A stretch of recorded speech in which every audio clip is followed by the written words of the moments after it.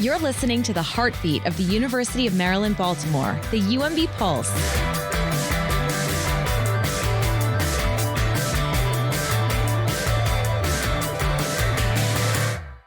What if your dentist had a second set of eyes, powered by AI? Could artificial intelligence actually spot oral cancer or cavities before your dentist does? Today on the UMB Pulse, we're looking at how researchers at the University of Maryland School of Dentistry are using AI to detect disease earlier, improve outcomes, and even flag conditions beyond your teeth, like cardiovascular risk. However, is there a risk that AI slop could muddy the results? At the University of Maryland School of Dentistry, Dr. Ahmed Sultan directs the new division of artificial intelligence research, the first of its kind at a dental school. Along with co-director Dr. Jeffrey Price, his team is building AI tools that can scan X-rays and pathology slides for early warning signs of disease. The goal isn't to replace your dentist.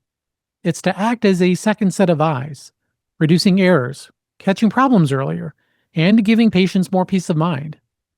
In this episode, you'll hear directly from Dr. Sultan, who's also the program director of Oral and Maxillofacial Pathology Residency and co-director of Oral Medicine Programs at the University of Maryland Greenebaum Comprehensive Cancer Center. Welcome, Dr. Sultan. It's so nice to have the opportunity to chat with you today on the UMB Pulse. I'm looking forward to learning all about AI in dentistry, and I'm hoping you may be able to debunk some AI myths for us. It's a pleasure, and I'm excited to talk to you today. Well, I think you're going to have some answers to questions that I have. I just literally was at the dentist last week, so this is all fresh in my mind and in my, in the forefront of what I'm thinking about in terms of the future of dental care.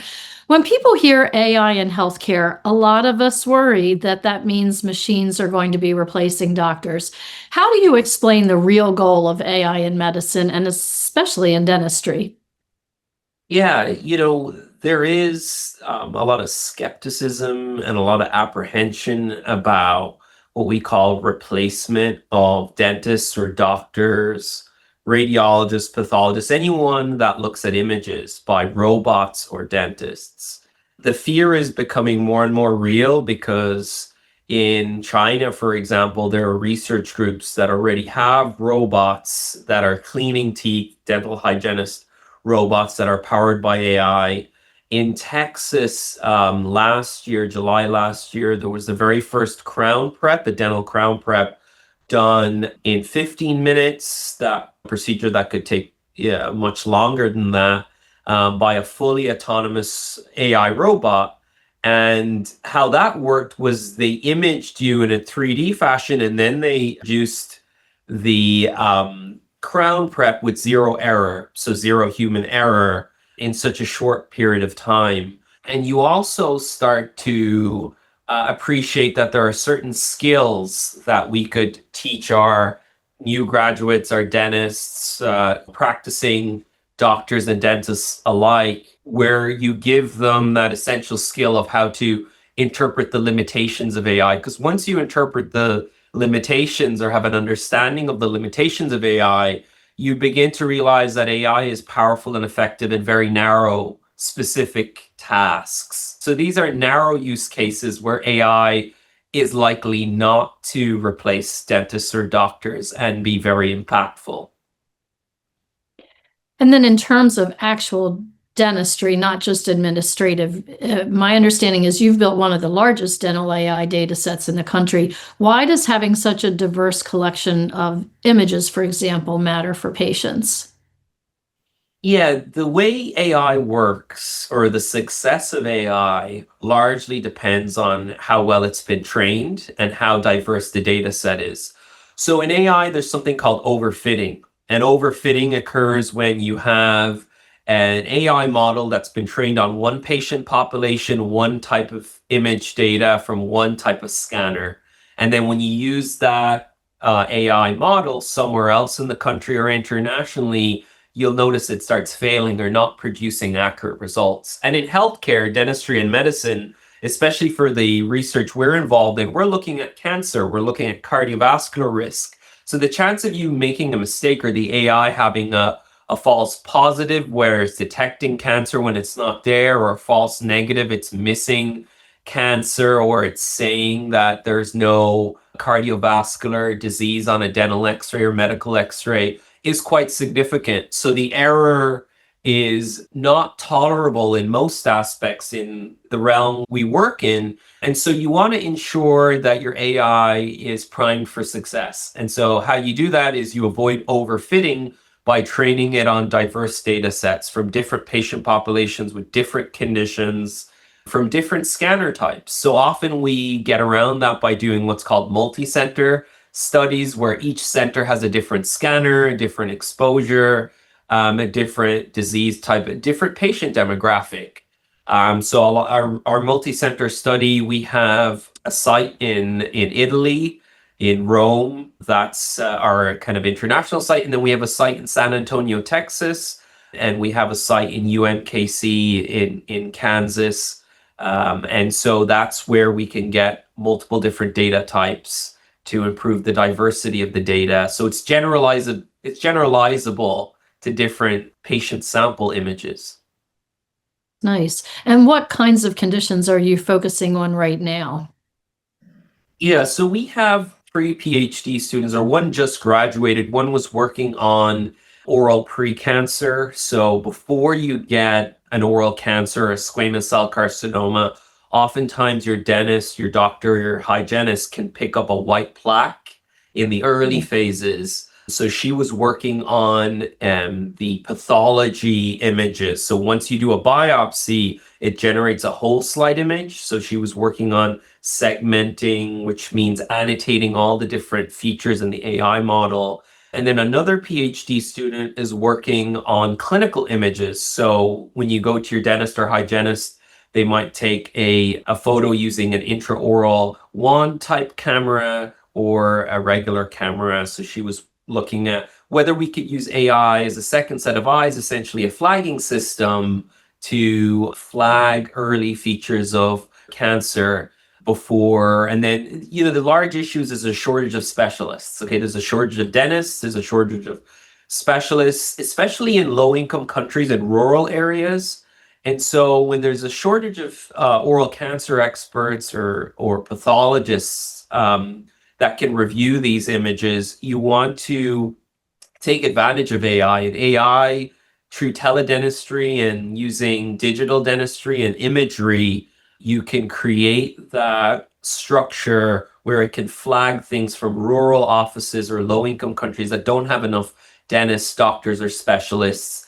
And then you can triage high versus low-risk cases. So the most serious things, now there's an objective report that goes and says, well, this patient really needs to be seen by someone, and there's more of a claim to have that person seen because the AI has flagged something it's trained as high risk. And then the final type of research that's not on clinical images or biopsy is on radiographs. So we work very closely with our oral radiologists here, and what we try and do is use standard of care images. So images that you've already have obtained at a dental office that are available that might have what we call missed pathology. And the reason you may have missed pathology is because as dentists, we're not traditionally trained in looking at the carotid arteries, the carotid arteries, or the intracranial structures and arteries. We're very interested in looking at the jaws and the teeth.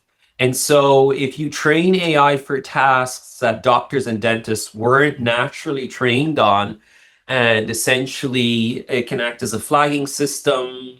In one of our studies we've published, we've shown that AI can highlight small calcifications in the carotid arteries in the neck and in the skull base at a 1 millimeter cubed kind of size. And that's indicative of you can make an early referral to cardiovascular specialists, because we know that these small calcifications are linked to heart attack, myocardial infarction, and stroke.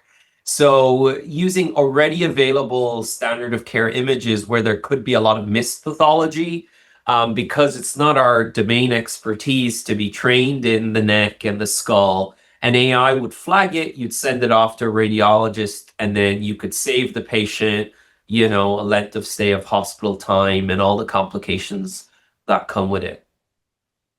So it's not just increasing the chance of a dentist missing, or not increasing the chance, but increasing the chance of a dentist finding something that they may have otherwise missed. It's also being that second set of eyes, but you're saying it could actually be even a broader tool for diagnoses of something outside of dentistry. Yeah, we're, in the field of, because AI is a clinician decision support tool, it's adjunctive. We refer to them as more or in the FDA, when they pass or approve these, they're referred as identification systems or adjuncts, clinician decision support tools, rather than offering a diagnosis. So it might flag an abnormality, and what I like about AI is that, because some of our studies and a lot that's been published will highlight that AI is poor at very certain diagnoses or clinical or pathologic images, but at least what AI has been done, even if it's failed at its task, it's built up awareness for that specific condition. So indirectly, all the AI research that's happening is building awareness for early referral of cancers, precancers, and things that can be already available on images that might not necessarily have been detected. So that's a kind of a broader impact from all the AI research, because the end goal of AI research is flagging disease for early prevention.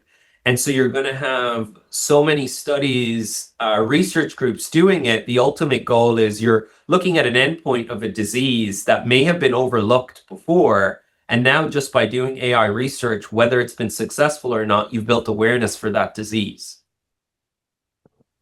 That's so interesting. Much more than what I think many of us think when we just hear about AI. As I said, I've talked to a lot of people and they just worry about it replacing care, and it's actually hopefully going to enhance care in a lot of areas. So let's say I referred earlier to my dental appointment last week. So if I'm a patient sitting in a dental chair, is there a chance that AI has already been part of my care, maybe without me even realizing it? Yeah, and you've actually also raised another ethical point, is the involvement of the patient in the consenting of the use of AI. So there are FDA approved companies already out there, at many dental offices are using it, where they'll take, usually it's a radiograph, an x-ray of your, a bite wing x-ray of your teeth, or a panoramic x-ray. And the most used case is dental decay or dental caries. And so the workflow would be your dentist would review the x-rays, spot the caries, and then they would put it into the AI, and the AI would essentially confirm their findings, or maybe flag something for a second look, something they might have overlooked. And oftentimes the dentist will look at it and say, actually, I'm appreciating the limitation of AI because it's flagging disease, but that's not actually disease. It's just normal anatomy, or it's a shadow where the patient moved and tilted. Where it can be a little more concerning or dangerous is when there's 100% or over reliance on AI. So you go into your dental office and the AI is essentially producing a diagnosis rather than it being a second pair of eyes or flagging system. And so I come back to the ethical point of how involved the patient is. At what stage is the dentist using AI? Are they using it as a clinician decision support tool, as an adjunct, as a second pair of eyes, because that's what it's been FDA approved for, as an identification system? Or are they solely relying on it as 100% diagnosis? And there is a world where you have an increased volume of patients, very busy practices, and maybe dentists or doctors start seeing how effective or strong the AI models are. Because usually when you get AI studies published, the accuracies is in the 90%. And so they might there is a worry that maybe they over rely on it. But I think what's helpful is for the patient to engage in that kind of dialogue, the informed decision-making process, and say, well, are you using AI in your practice? If you are you using it for a second set of eyes? Are you using it for diagnosis or identification?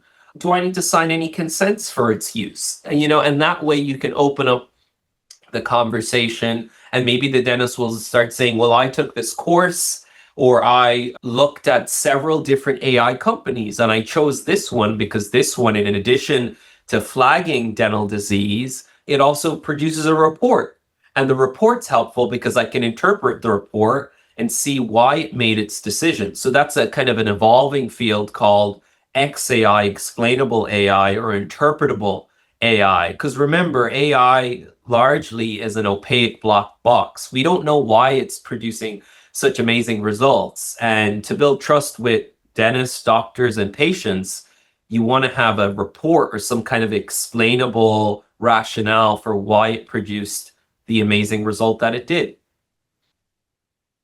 And what about a dentist who maybe has been in practice for a long time? Is that dentist going to have to purchase or create some sort of a new system, whether it's equipment or software that they're using for this type of analysis?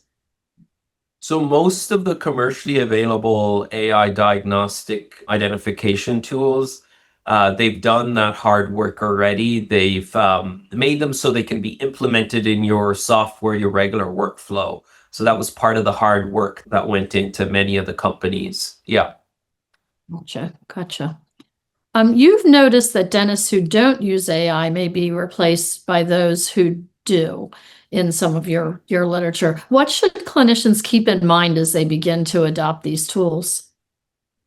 Yeah, so I think, we're starting to see patients asking or calling up before making appointments or asking different dental offices if they use AI or not.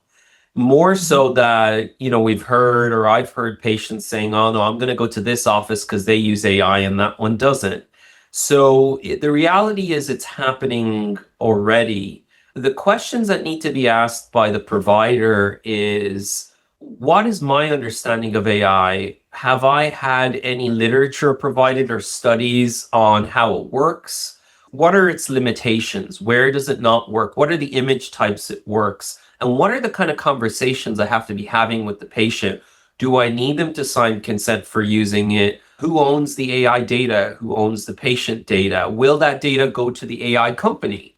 And what happens with it in 5 years' time if it gets commercialized? So there are a lot of questions for the provider and the patient on it. In terms of replacement of the specialty or dentists, I was skeptical that I would see replacement. You should look at how AI would operate on its own versus yourself, and then versus you using AI. And there's been numerous studies done recently in the medical world as well, where they've highlighted how AI and a human are outperforming a human alone. And then there's some recent studies that actually showed those that are not adequately trained in how to use it do worse. So for example, the LLMs, large language models like ChatGPT 5.0 and Claude and all these other LLMs, if you're not appropriately trained in how to use them, or if you haven't practiced with using them, the studies show that humans or AI on its own will outperform you. So it's not just about having AI, it's about having some trial and error. It's about testing it out and seeing if it's actually enhancing your practice. And I give great credit to those dentists or doctors that actually decide not to use AI and tell their patients, I'm not using AI because I've tried it and I've actually found that it slows the process down. Or I found that it's not as helpful as I thought it would be. Interesting. Dr. Sultan, I have one more question, and then certainly open the floor to you if I've left out any things that I should be asking. What's the biggest myth about AI in dentistry or medicine that you'd like to debunk once and for all? Yeah, I think one of the biggest myths is the idea that it will replace dentists for the purposes of it outperforming diagnosis. I think the key word is diagnosis there. It's not intended to be a diagnostic replacement. It's intended to be a flagging system. It's intended to be an adjunct, a clinician decision support tool. And I guess that's how the FDA gets these things approved. So the misconception is that it's AI diagnosis, right? And it's actually AI flagging or identification. And if you truly understand how AI works at a pixel level. So it takes an image of a dental X-ray or a clinical image, and it breaks it down into a grid. And each grid or pixel then gets converted into a numerical code. And then that code is fed into a neural network, and it works as an algorithm, right? So you have the model, the neural network in the center, the input is the image, and the desired output is, well, this is dental decay on an X-ray, or this is cancer. And so if you understand that kind of algorithmic process, or the process of how it works, you'll begin to realize that all it's doing is it's segmenting or annotating different parts of a pixel of an image. And so how can that essentially replace a dentist or replace a doctor or radiologist? And so that way is probably the largest myth. And to kind of deconvolute the neural network, no pun intended, is to just get around how it works. And if you understand how it works, then you realize it's not diagnosis. It's just an adjunctive identification tool.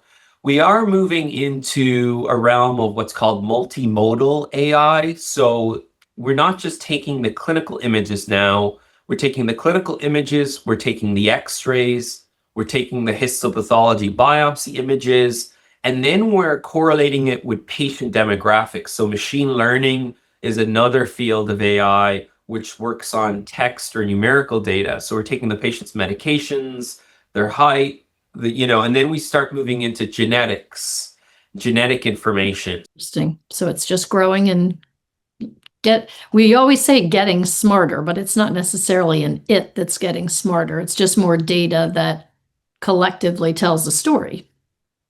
It's, what's interesting, so it's not just the more data, it's also the use case, or the, taking an off-label use for AI, or taking it from a different specialty and applying it to your own.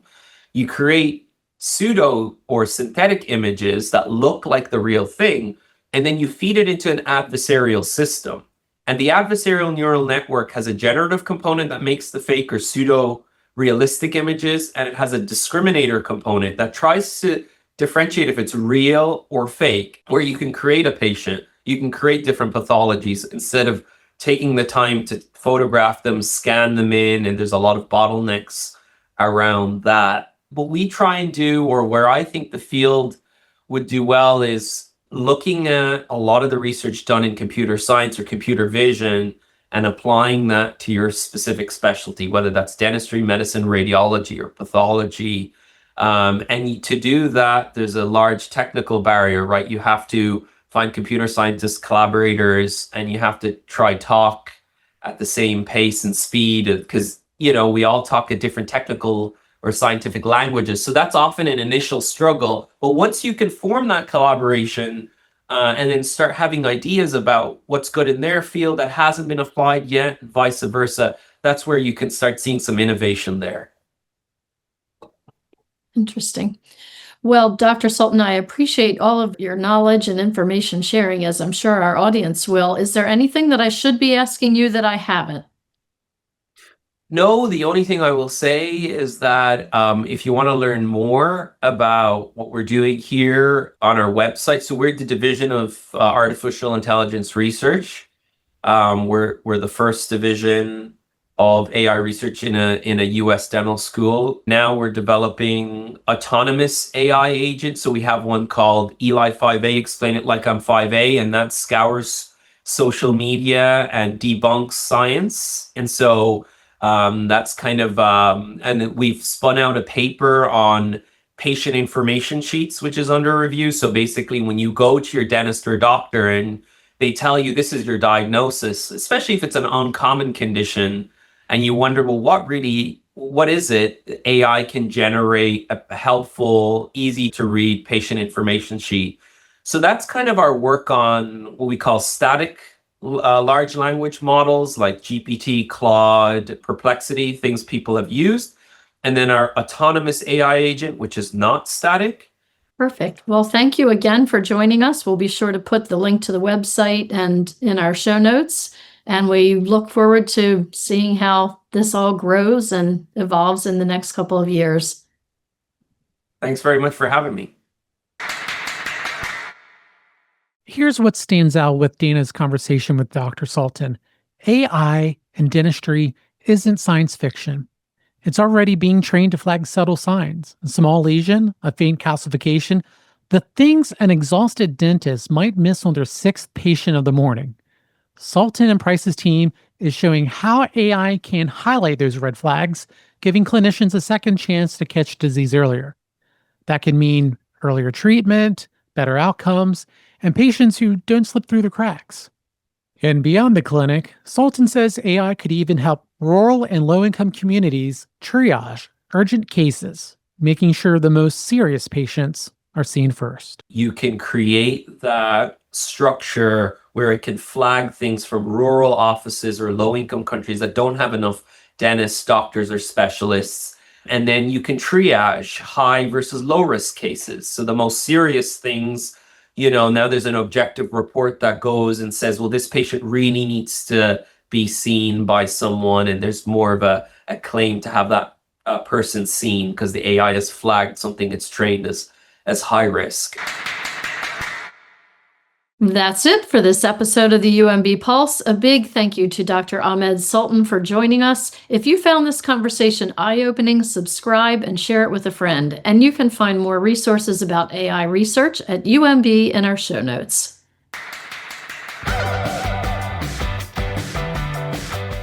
The UMB Pulse with Charles Chalet and Dana Rampolla is a UMB Office of Communications and Public Affairs production. Edited by Charles Chalet, marketing by Dana Rampolla.